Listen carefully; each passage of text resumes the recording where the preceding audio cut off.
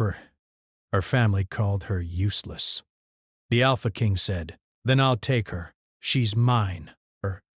The wind whispered through the hollow halls of House Vale Inn, carrying the faint scent of withered roses and candle smoke. Lyra wandered aimlessly, her small fingers brushing the cold stone walls as though they might guide her somewhere she belonged.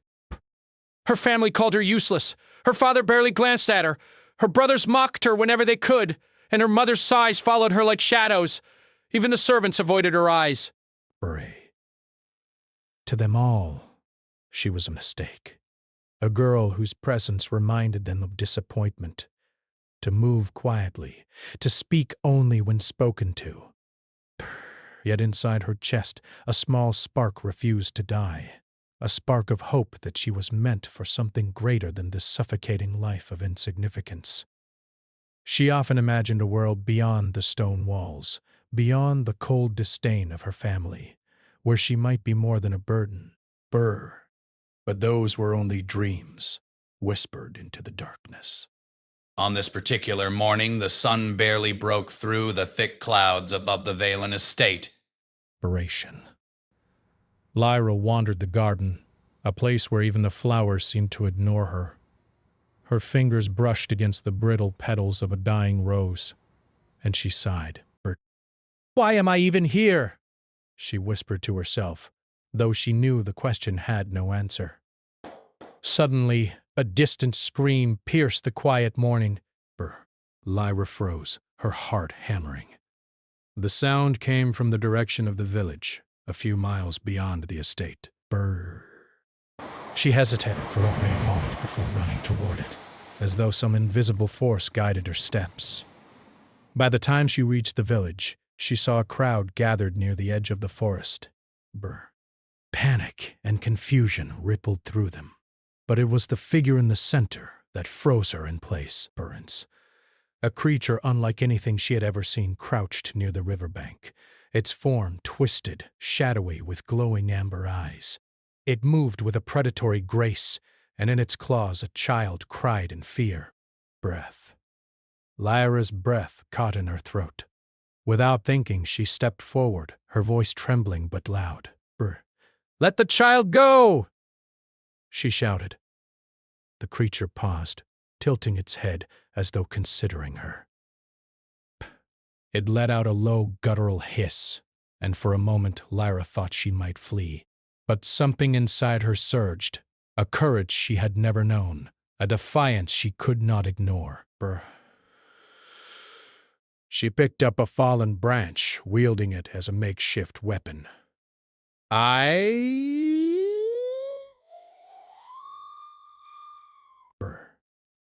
"Let the child go!" she shouted again, her voice stronger now. The villagers watched in stunned silence, unsure if the girl's bravery or foolishness would prevail. And then, with a sudden motion, the creature lunged.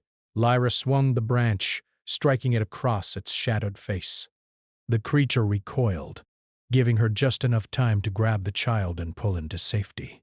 The villagers erupted in cheers, but Lyra barely heard them. Her eyes were fixed on the creature, which now stared at her with an unsettling intelligence. Then, as quickly as it appeared, it vanished into the forest, leaving behind only the sound of rustling leaves. From the crowd, a deep, commanding voice cut through the chaos. "Who dares to confront the darkness without fear?" Lyra turned to see a man emerging from the crowd, or rather moving as if the crowd parted for him. His presence was overwhelming, regal, and dangerous. He was tall, clad in black armor that seemed to drink the light around him, his dark hair falling into piercing gray eyes. Every step he took demanded attention. Every glance could command loyalty or obedience. He was the Alpha King, Kalen. The villagers bowed instinctively, but Lyra froze. She had heard stories of Kalen, the man who ruled with a strength and darkness that few dared challenge, and yet he was looking directly at her, his eyes not of judgment but of keen interest, as though he were measuring her very soul. Step forward, girl, he said, his voice both a command and an invitation. Lyra obeyed, though her legs shook. Brr. Kaelin studied her for a long, silent moment. Then, in a voice that rippled like thunder over the river, he declared, "Then I'll take her, Beret. She's mine." The word struck her like a physical blow. The villagers gasped. Her family paled in shock and shame, while whispers filled the air. Her father's mouth opened, but no sound came out. Her mother's hand flew to her mouth. Her brothers clenched their fists, but none dared move. Lyra felt the weight of Kaelin's gaze, a mix of ownership, curiosity, and something deeper she could not yet name. Brr. Her heart pounded, a mixture of fear and something strange, something thrilling, like a spark awakening in the coldest part of her chest. Before she could speak, Kaelin extended his hand. "You will come with me," he said. His tone brooked no argument. I can't," Lyra began, but the words died on her lips. Every part of her being screamed to resist, yet something inside her urged compliance. Something deep and unexplored whispered that perhaps this was her chance to be more than what everyone else said she was. Her family protested, but Kaelin's presence silenced them. One commanding look from him, and even the proudest noble bowed their heads in submission. He turned to Lyra. "Do you understand? You will not return to them. You belong to me now. The road to Kaelin's citadel was long and treacherous." The carriage rode through forests dense with ancient trees, over rivers that shimmered with a strange silver light, and past mountains that seemed to scrape the sky itself. Lyra sat quietly, her hands folded in her lap, staring out the window at the passing world. Fear and curiosity warred within her, twisting her stomach into knots. Kaelin walked beside the carriage for part of the journey, his presence filling the small space like a shadow that would not leave. "You have a fire in you," he said finally, his voice low and almost conversational. "Few can face what you did today and survive." Lyra looked at him, her voice barely above a whisper. I didn't think I could." "I was scared." "Good," he said, and a small, almost imperceptible smile touched his lips. "Fear sharpens the mind. Courage alone is reckless." As the citadel came into view, a towering structure of black stone with spires that pierced the clouds, Lyra felt a mix of awe and dread. The walls seemed alive, humming with magic that pulsed like a heartbeat. She realized she was leaving behind the only life she had ever known, for better or worse. Inside the citadel, Kaelin showed her her new quarters, a room both elegant and forbidding, with high windows that overlooked the shadowed courtyard. "This will be your home," he said. "You will train, learn, and discover what you are capable of. And when the time comes, you will understand why I chose you." Lyra sank onto the edge of the bed, overwhelmed. She wanted to run, to scream, to demand her freedom, but another part of her, a quiet, yearning part, wondered if perhaps this was exactly where she was meant to be. That night, as the wind howled outside the towering walls, Lyra lay awake, listening to the distant echoes of the citadel, the footsteps of guards, the whispers of servants, and the faint hum of magic that seemed to vibrate through the stone itself. She thought of her family, their cruel words, and the way they had always dismissed her.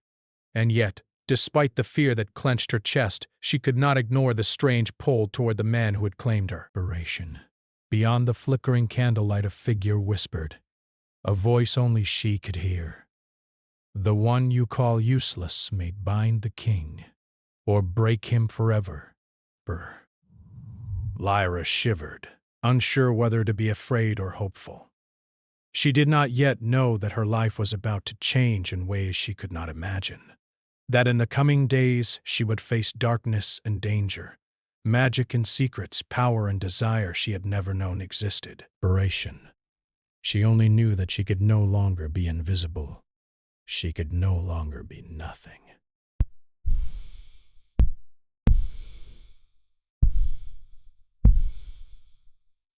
Break, and as Kalen's eyes watched her from across the room, gray and unyielding, Lyra understood a truth she had never faced before. Her life, useless though it seemed to all others, had just begun. Bray. Outside, the citadel loomed like a living shadow, the wind carrying whispers of destiny and doom alike. Lyra's journey had begun, and there was no turning back. The citadel of Kalen rose like a black mountain against the pale sky, its spires cutting into the clouds.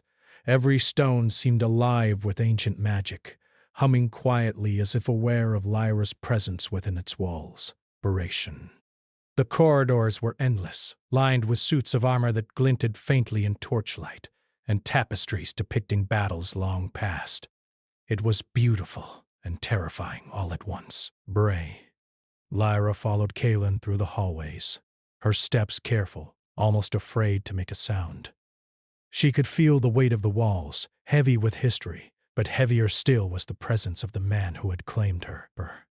Kalen walked with a confidence that made the stones themselves seem to bow beneath him. His gray eyes flicked over her periodically, assessing, measuring, judging, and Lyra felt as though she were being stripped bare under his gaze. Inspiration.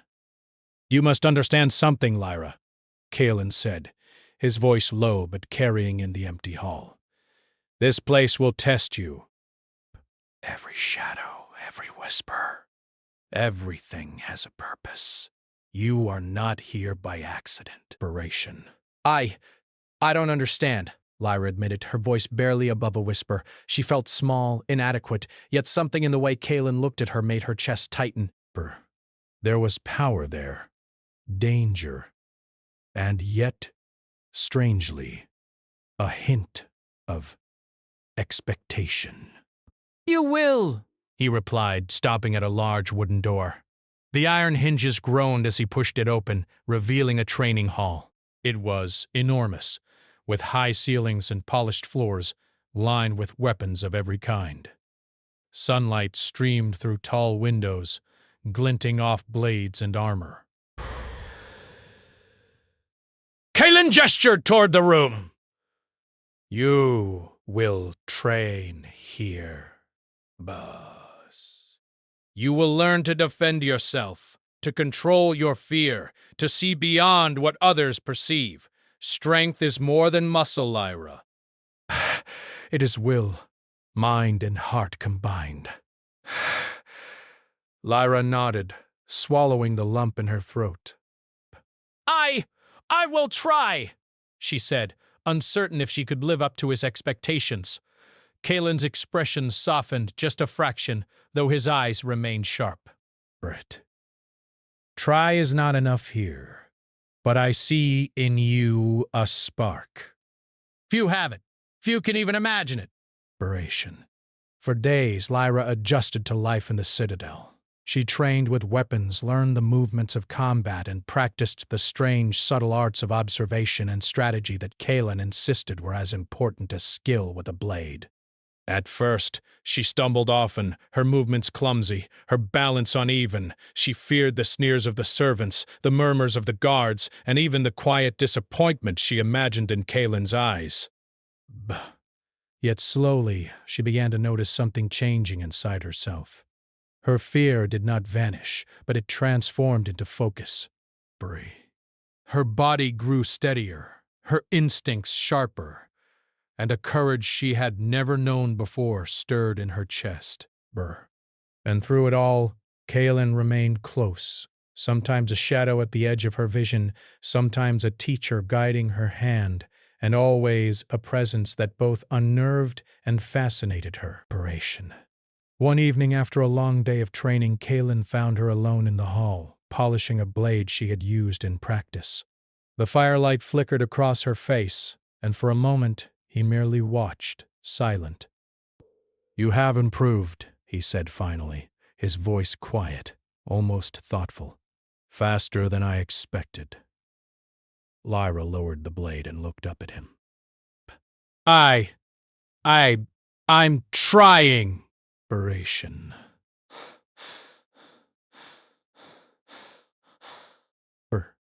Kalen's gaze softened, and yet there was still a weight to it. A reminder that strength came with responsibility. Good. You will need it. There are those who wish to see you fail. Bird. Those who will use your past against you. I don't care about them, Lyra said, her voice firmer than she expected. I care about, learning, desperation, in desperation, about surviving. Desperation.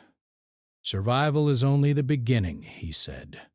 To survive is to exist. To endure is to rise. And to rise, you must face the shadows of your own heart. Lyra felt a shiver pass through her. Shadows of her heart?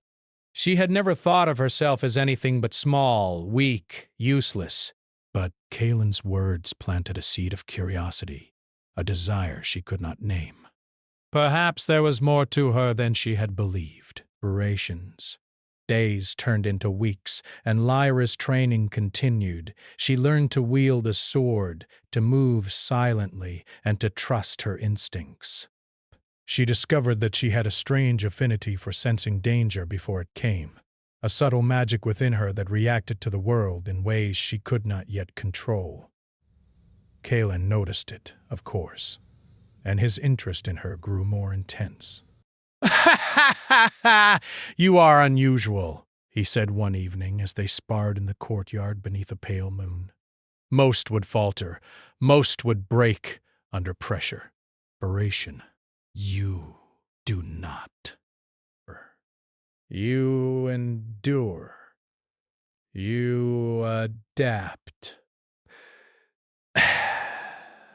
And you brave." Lyra's breath caught. "Feel? What do you mean?" Kylan stopped mid-step, his eyes meeting hers. "You are not empty inside, Lyra." Inspiration. "You are not without fire." Inspiration. Most people fear it, try to hide it, deny it. But you carry it, even if you do not understand it yet. Her heart raced. He was close now. So close she could see the flicker of emotion behind his eyes. A dangerous glimmer that made her pulse quicken. She wanted to step back, to retreat into herself, but some part of her, the part that had always longed to matter, did not move. At night, Lyra lay in her quarters, staring at the ceiling. Her thoughts were tangled, a mixture of fear, confusion, and a strange longing she could not name. She thought of her family who had never seen her worth, and of Kalen, who seemed to see everything she had hidden even from herself. A soft knock at the door startled her. Inspiration. She rose, hesitant, and opened it to find Kalen standing there, his gray eyes unreadable. "You do not sleep much," he said simply. I cannot," she admitted. "There is too much to think about." "Good," he said, stepping inside. Inspiration. "Thought is dangerous, but necessary. You must understand your mind before you can understand the world." Inspiration. Lyra felt her cheeks flush, and yet she did not step back. There was a quiet command in his presence, one that drew her in, even as it reminded her of the power he held over her. "Lyra," he said, his voice softer now, almost a whisper. "Do not let anyone, not even your own fear, tell you that you are useless. You are here for a reason. You are here because you are capable of more than even you know. Inspiration. Her breath caught. For the first time, someone had said those words not in pity, but in truth. Inspiration, but in recognition. And a strange, fragile hope began to bloom in her chest. Inspiration. Yet even as she felt that hope, a shadow passed over Kalen's face. A reminder that he too carried burdens, secrets, and darkness she could not yet understand. She realized that while he commanded power, he was not invincible. Perhaps the very thing that drew her to him, the strength, the danger, the fire, was the same thing that made him vulnerable. In the following days, Lyra's training continued, but so did her observation of Kalen. She noticed how he moved through the citadel, how he spoke with the advisors, how the soldiers followed him not just out of fear, but respect. She noticed the brief moments when his expression softened, when he allowed himself a quiet glance at something, sometimes a memory, sometimes a thought she could not read. And then, one evening, a new challenge arrived. A rival noble family, jealous of Kalen's choice to claim Lyra, sent assassins to the citadel.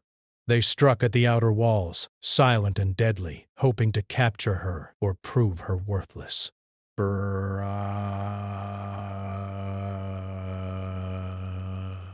Lyra, practicing in the courtyard, sensed the danger before the alarm sounded. Her newfound instincts, the subtle magic Kalen had noticed, reacted. Shadows shifted unnaturally. A chill ran down her spine, and she saw the movement of figures in the darkness. Without hesitation, she raised her blade and ran toward the threat, guided by instinct. Kalen appeared at her side, his presence fierce and commanding. Together they fought, Lyra moving with a precision and courage she had never known she possessed. The assassins fell back, surprised by her skill and determination. In that moment, Kalen's eyes met hers, a mixture of pride and something else, something deeper that made her chest ache.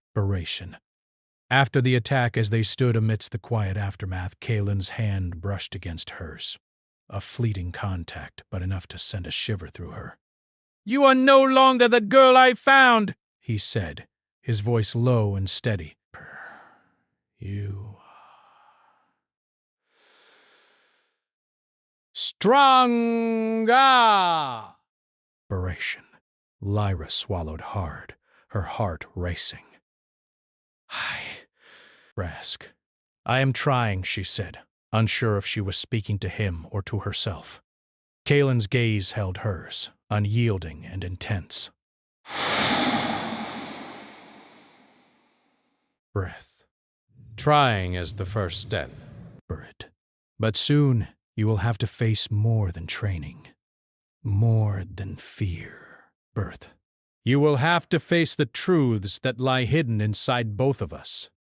Her stomach tightened.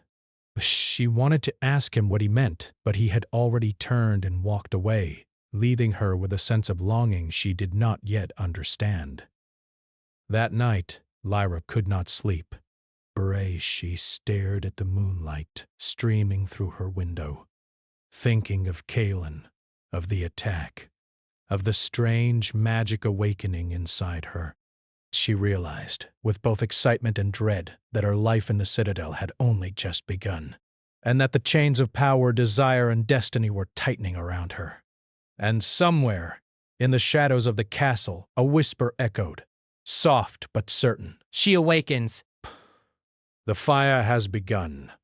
The shadows will rise and the king will fall or be bound by her.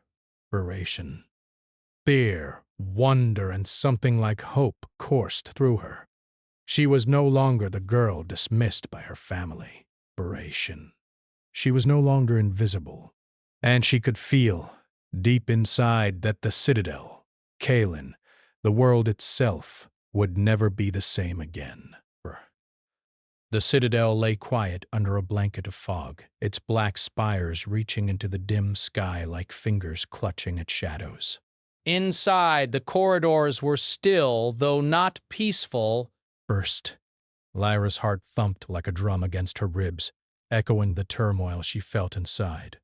Though she had grown stronger, she now realized that strength came with a cost. Fear, doubt, and the ever-present tension between herself and Kaelin. She had learned to move quietly, to anticipate danger, and to harness the strange magic that simmered within her. But the citadel still felt like a cage, one gilded in beauty and danger alike. The guards no longer whispered about her behind her back, and even the servants showed a quiet respect. Yet every glance from Kaelin reminded her that she was still bound to him, not by chains, but by something far more compelling. His gaze, his authority, the unspoken tension that electrified the air whenever they were near. That morning, Kaelin summoned her to the training hall, his steps silent but deliberate. Lyra arrived to find the room empty, the sunlight spilling through the tall windows, illuminating the polished floor. Kaelin stood in the center, arms crossed, his expression unreadable. "Today," he began, his voice sharp as steel, "we train differently." You will not only fight with your body, but with your mind, and you will face fear that is not imagined. It is real. Brasp. Lyra's stomach twisted. She had been ready for physical training, but mental and emotional trials? The words alone made her chest tighten. She nodded, swallowing her fear. Inspiration. Kaelin's eyes softened for a brief moment, almost imperceptibly, before hardening again. Do you trust me, Lyra? She had learned to trust him in small ways, in the rhythm of training, the lessons of survival, the subtle ways he guided her through the dangers of the citadel. Yet trust meant surrender, and surrender meant vulnerability. She hesitated. I do, she said finally, her voice barely a whisper. Colin's lips curved into the faintest smile, a dangerous, knowing smile. Good. Then you will see the truth of your power and the truth of your fears. He led her to the edge of the citadel, where the forest spread out like a dark sea. The fog rolled in thick waves and shadows clung to every tree. The forest is alive, Kaelin said. It will test you. But more than that, it will reflect what lies within. You must face it, or it will destroy you. Lyra's heart raced. She had never ventured this deep into the forest, and the thought of facing it alone filled her with dread. Kaelin stood beside her, and though his presence was comforting, it was also a reminder of the dangerous power he wielded. Power that could protect or dominate in ways she did not yet understand. Remember, he said, his voice low, the forest will show not only what you fear in the world, but what you fear in yourself. Be honest, or it will consume you. Lyra took a deep breath and stepped forward. The fog swallowed her almost immediately, the trees bending in shapes that seemed both familiar and strange. She felt the forest breathing around her, alive with a magic older than any she had known. Her steps faltered, her pulse quickened, and then she saw it. Shapes moving just beyond her vision, whispers echoing through the mist. Face it. Kaelin's voice echoed in her mind, not physically, but as if his will reached across the distance. Do not run. They were twisted versions of people she had known, her family laughing and mocking, their eyes filled with disdain. They taunted her, repeated the cruel words she had heard all her life. Useless, weak, worthless. Lyra's knees trembled. She wanted to flee, to run back to the safety of the citadel. But she remembered Kaelin's words. The forest shows what you fear within. Breath. With a trembling hand, she raised her arms, letting the magic inside her stir. The shadows recoiled, hissing and writhing, as if her courage burned through them. And then she saw another figure step out of the fog. Kaelin. Or rather, a vision of Kaelin, dark and commanding, eyes like steel. Inspiration. He spoke not to her, but to the shadows. She is mine. She will rise. The vision was not real, yet it felt real enough to shake her. She realized that the forest was teaching her something profound. Strength was not just physical. Strength came from embracing who she was, even the parts that had been called useless or weak. Hours seemed to pass in that fog-shrouded forest, though it could have been minutes. Lyra faced one shadow after another, each challenge testing her courage, her resolve, and her control over the magic stirring within. By the time she stumbled back to the citadel, she was trembling, exhausted, and yet alive, stronger. Kaelin met her at the gates. You faced yourself, he said simply. Breath. And you did not break. That is progress. Lyra's chest heaved with relief. Desperation. It was hard. I thought I would fail. Desperation. You nearly did, Kaelin admitted, a rare note of vulnerability in his voice. But you endured. That is what matters. Strength is forged in fear, not comfort. For a brief moment, their eyes met, and Lyra felt something in the depths of him, something she had glimpsed before but never understood. A man bound by his own shadows, yet drawn to the fire she carried within her. To touch it, to understand it, but something held her back, some invisible barrier of respect, fear, and desire. Days passed, and life in a citadel grew more complex. Rumors from the court began to arrive. Noble families whispered that Lyra's influence over Kaelin was dangerous, that her presence might shift the balance of power.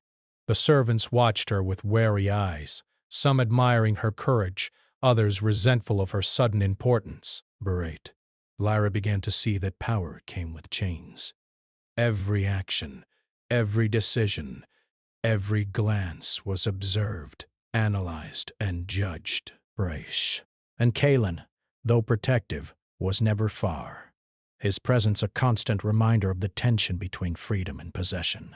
One night, Kaelin summoned her again. This time the moon was high and pale, and the training courtyard was bathed in silver light. There are truths you must face, he said, his voice quieter than usual. Breaths. About me, about yourself, and about the world you now inhabit. She nodded, though she was unsure what truths he meant. He led her to the edge of the citadel's tower, overlooking the lands below. The kingdom stretched out in shadow, forests and rivers glimmering faintly under the moonlight. Do you see the balance, Lyra? He asked. Power and weakness, fear and courage, light and shadow. Everything is intertwined, Bert. And so is our bond. You are not here by chance. I chose you because you are capable. But that choice comes with responsibility. Lyra hesitated. I don't know if I'm ready. Kaelin's gaze softened, and yet it remained unwavering. No one is ever ready. That is why we endure, learn, and grow. And sometimes we fail. You will face failure. You will face betrayal. And when that comes, you must decide whether to rise or let yourself be broken. Lyra felt a chill. Something in his words hinted at a danger beyond training, beyond the forest, beyond even the walls of the citadel. Brr. She realized that the shadows Kaelin carried were deeper than she could yet imagine, and that her own growing power might place her in the path of forces she did not yet understand. The following days brought whispers of betrayal. Bray. A trusted advisor in the Citadel, one of Kaelin's most loyal men, was seen meeting with strangers outside the walls. Letters were intercepted, hinting at plots against Kaelin, and, by extension, against Lyra. Desperation. Fear and uncertainty gnawed at her, but alongside it came a fierce determination. She would not be helpless. But when she confronted Kaelin with what she had learned, his response was chilling. Do not act alone, he warned. Not all who seem loyal are Barish, and not all truths are ready to be faced. You are learning, but you are still untested. Inspiration. That night, Lyra could not sleep. She lay awake in her chamber, listening to the distant echoes of the citadel, the soft footfalls of guards, the whispers of conspirators, and the ever-present hum of magic in the stones. Her thoughts circled like hawks over prey. She knew that the next challenge would be more than training, more than fear. She sensed it coming, something that would test her heart as much as her courage, something that would force Kaelin and her to confront the truths they had both tried to hide. And then a scream echoed through the citadel, piercing the night. Lyra's heart leapt. She grabbed the cloak and ran toward the sound, only to see a shadowy figure vanish into the halls, a figure that moved with the same dark power as Kaelin, yet something was wrong. Kaelin was already there, his presence a wall of strength and command. His eyes met hers, sharp and intense. You have seen too much, he said, his voice low and dangerous. And yet, you may be the only one who can stop what is coming. Lyra's pulse raced. The Citadel, once a place of training and discovery, had become a labyrinth of danger, secrets, and hidden power. And she realized, with a mixture of fear and resolve, that she could not hide from what was coming. The shadows in the halls whispered her name, the prophecy echoing in her mind. She awakens. The fire has begun. The shadows will rise, and the king will fall, or be bound by her cloak, her breath steadying. She was no longer the girl dismissed by her family. She was no longer invisible. And now, the breaking point was upon them. The Citadel trembled under the weight of unseen forces.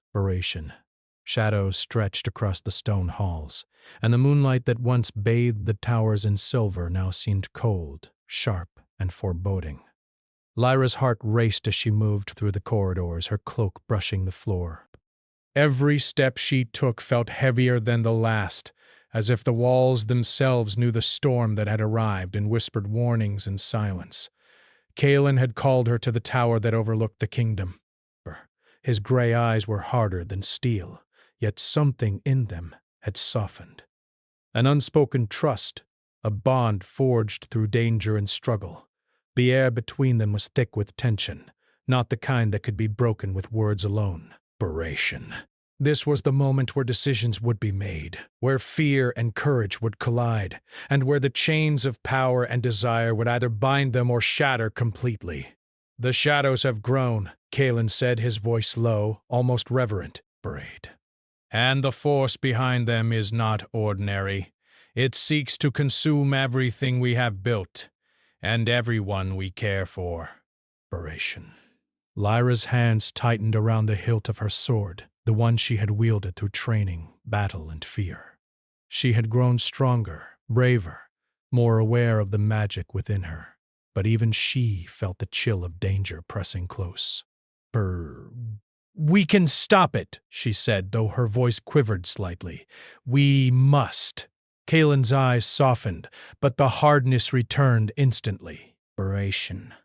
You are ready, he said, almost to himself. But are you ready to face the truths of your own heart? Desperation. She had faced shadows in the forest, enemies in the courtyard, and conspiracies in the halls. But this was different. This was a reckoning not just of skill or courage, but of trust, fear, and love. They descended together into the lower halls of the citadel, where the air grew colder, heavier. Brrr, the shadows twisted and writhed along the walls, taking shapes that made Lyra's chest tighten. Faces of the dead, whispers of betrayal, memories of her past, everything seemed alive, reacting to the power that stirred within her. Desperation. Kaelin stopped in the center of a circular chamber. Its walls were etched with runes that pulsed faintly with magic. "This is where the source waits," he said. Breath. "The entity that has haunted these halls, that has threatened us, seeks to manipulate our fears. But it will also test you, Lyra. Desperation. You may be the only one who can end it." Lyra swallowed, her eyes sweeping the chamber. The runes glowed brighter as the shadows gathered, coalescing into a shape both monstrous and human. Its eyes burned like fire, and its presence pressed down on them, as if the ceiling itself was falling. Desperation. Kaelin stepped closer to her. Do not falter. Trust in yourself. Trust in what you have become, and in what we are together. Breath. The creature hissed, voice like 1,000 whispers at once. "She is powerless.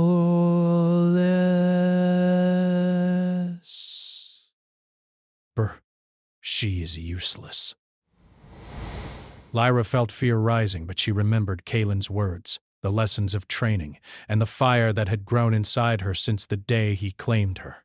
Desperation. The fire that refused to be snuffed out by mockery, doubt, or despair. She lifted her hands, feeling the magic thrumming through her veins. It answered her call, a gentle, powerful pulse that radiated warmth and light. "You are wrong," she said, her voice firm, echoing through the chamber. Desperation. "I am not useless. I am stronger than you know." The shadows surged forward, but Lyra did not falter. Desperation. She stepped forward, the light of her magic flaring. The shadows hissed, recoiled, and twisted in pain, but they returned, relentless and overwhelming. Kaelin stood at her side, his presence a pillar of strength. Together they faced the entity, one of steel and fire, trust and unity, courage and love. Desperation. Lyra realized then that Kaelin's strength was not just in his power, but in his ability to trust her, and her strength, in turn, was magnified by her trust in him. The entity roared, its form splintering, its whispers twisting into screams, but Lyra and Kaelin did not falter. "Together," Kaelin said, his hand brushing hers, and in that touch Lyra felt the culmination of their journey. Fear transformed into courage, doubt into resolve, loneliness into connection. The chamber shook violently as Lyra's magic flared fully. The shadows shrieked and writhed, trying to hold on to the fear they had fed on. But Lyra's heart was steady, her mind clear, and her will unbroken. Breath. With a final, resonant push of her power, the entity shattered into fragments of shadow and smoke, dissipating into nothingness. The chamber grew still. The runes dimmed, the air lightened, and for the first time, Lyra felt truly free. She sank to her knees, exhausted but triumphant. Kaelin knelt beside her, gray eyes softening in a way that made her breath catch.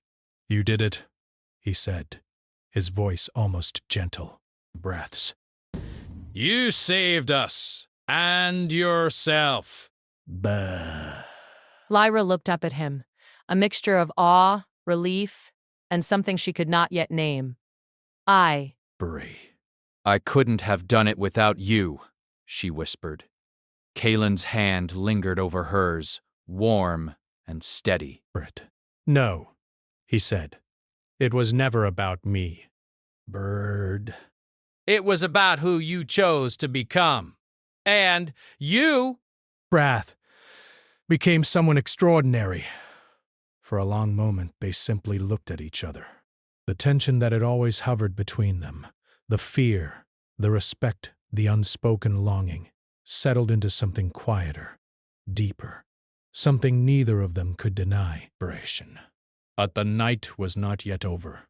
As they rose and left the chamber, a shadow moved in the halls beyond their vision, unseen, silent. A whisper, faint and chilling, echoed in the stone corridors. The fire has burned, but the darkness will always return. The king and the girl are bound, but so too is the kingdom. The test is not over. Kalen led Lyra to the highest tower, where the first light of dawn began to touch the kingdom. Below, the land stretched wide and silent, the fog rolling back like a curtain. But Lyra stood at the edge, the wind tugging at her hair, her heart light yet heavy with all that had passed. "You have grown," Kalen said, standing close behind her. "Stronger than you ever imagined." Lyra turned to him, her gray eyes meeting his. "I feel inspiration, but also afraid." there is still so much I do not understand. Kalen placed a hand gently on her shoulder, a grounding touch. Fear is part of strength. What matters is what you do despite it. And you chose courage. Lyra felt warmth spread through her chest, a mixture of pride, relief, and something tender she could not name. And you have changed too, she said softly. You're not just the king who commands fear, you're someone who can trust, someone who cares. Kalen's eyes softened, a rare vulnerability showing through his commanding presence. "I have always cared," he admitted. "I just did not allow myself to show it. But you make it impossible to hide." Lyra smiled faintly, a small bright light in the shadowed tower. For the first time, she did not feel useless. She did not feel small. She felt whole. She felt free. Bare.